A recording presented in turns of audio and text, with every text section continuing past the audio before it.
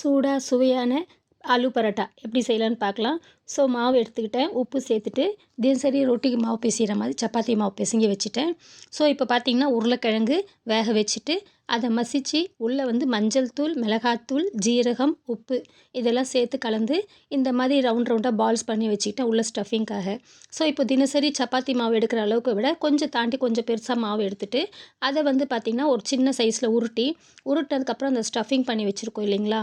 So அதை வந்து உள்ளே ஸ்டஃப் பண்ணி நம்ம இதை வந்து திரட்டும் போது பார்த்திங்கன்னா வெயிட் போடாமல் திரட்டணும். ஏன்னா உள்ளே மசாலா வச்சுருக்கோன்றதுனால சாஃப்டாக திரட்டினீங்கன்னா அழகாக ஈவனாக எல்லா இடத்துலையும் ரவுண்டாக அழகாக வந்துருங்க சப்பாத்தி சைஸ்க்கு.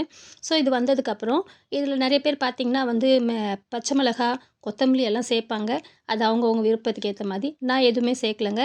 அதிலே மிளகாத்தூள், மஞ்சள் தூள் போட்டிருக்கேன்றதுனால அதுவே போதும் நல்லாயிருக்குன்ட்டு. ஸோ இது வந்து பார்த்திங்கன்னா உங்களுக்கு இந்த மாதிரி சைஸ் வரும். இதை வந்து சுடும்போது பார்த்திங்கன்னா உங்களுக்கு தேவையான அளவுக்கு எண்ணெய் சேர்த்துட்டு முன்ன பின்ன 2 பக்கமும் பொன்முருவலாக வறுத்து எடுத்துட்டிங்கன்னா இது கூட வந்து தொட்டுக்க எதுவுமே தேவையில்லைங்க. என்னென்னா டொமேட்டோ சாஸ் குழந்தைங்களுக்கு கொடுக்கலாம்.